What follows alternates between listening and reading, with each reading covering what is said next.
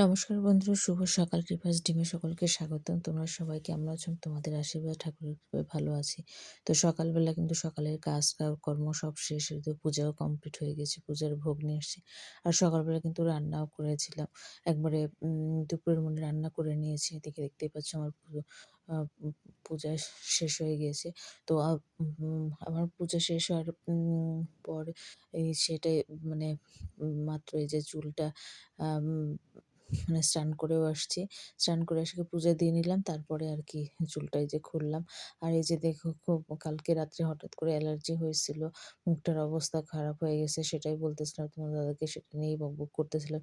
তো যাই হোক, আজকের ভিডিওটা কিন্তু দিতে অনেকটাই দেরি হয়ে গেল। কারণ সারাদিন ফোন ছিল না। ফোন না এডিট করতে পারছি, না ভয়েস দিতে পারছি। তো মেয়ে আসছে, তারপরে বিকেলবেলা ও আসছে, কিন্তু সেই সময় তো আর কাজ-টাজ করে আর অন্যান্য কাজ ছিল। আমি বাসায় ছিলাম না, বাইরে ছিলাম। তো সেখানে আসার পর সেই ভিডিওটা আমার ২ টার সময় ভিডিওটা যায়। সেই ভিডিওটা আমার দিতে এখন দেখো এই রাত্রেবেলা ভিডিওটা পোস্ট করতে হচ্ছে।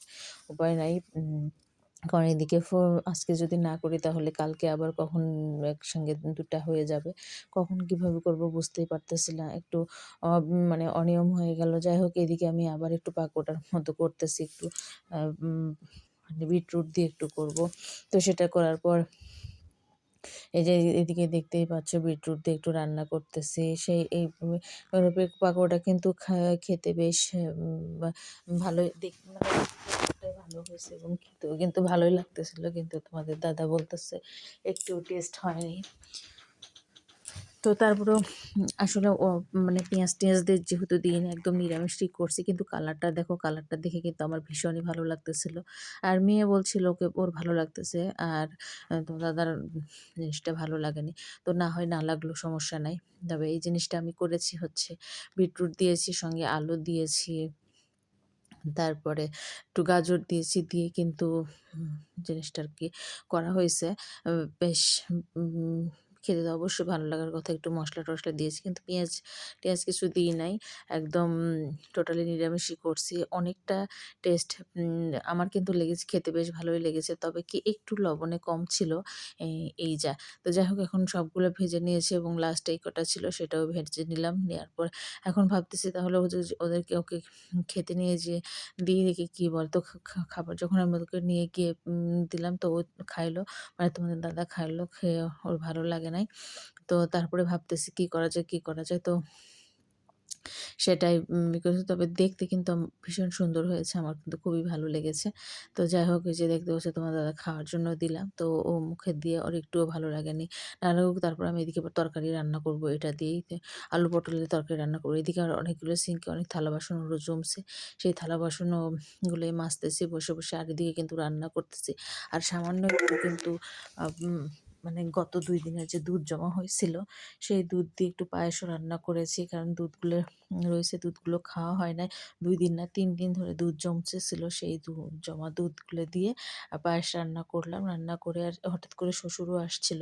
মানে বিকেলবেলা শ্বশুরমশাই আসছে। এসে উনি বিকেলের দুপুরে খাওয়া-দাওয়া করে আসছে। বিকেলে আর কিছু খায় নাই।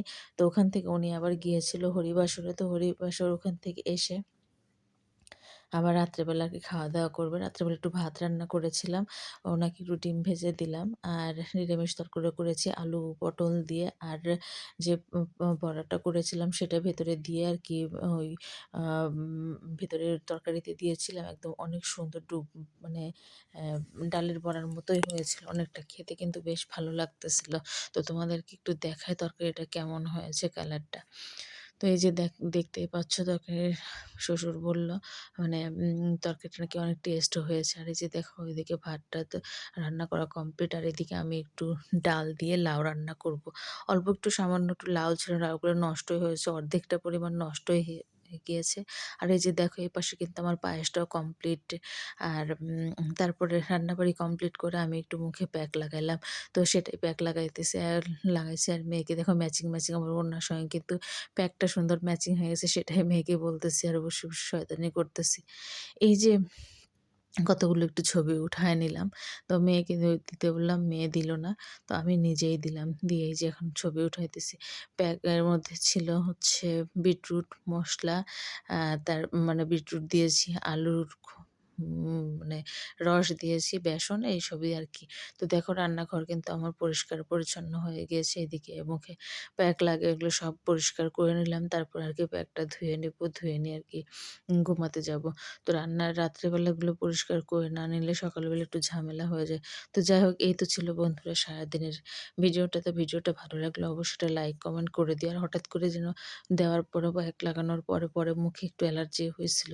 বেসনটা একটু বেশি দিন হয়ে গিয়েছিল সে কারণে হয়তোবা যাই হোক ওই বেসনটা ফেলে দিতে হবে আর দেওয়া যাবে না। যদিও বেশি একটু নেই সামান্য আছে। তো ঠিক আছে বন্ধুরা সবাই সুস্থ থেকো, ভালো থেকো। পরবর্তী ভিডিও দেখা হচ্ছে আবার।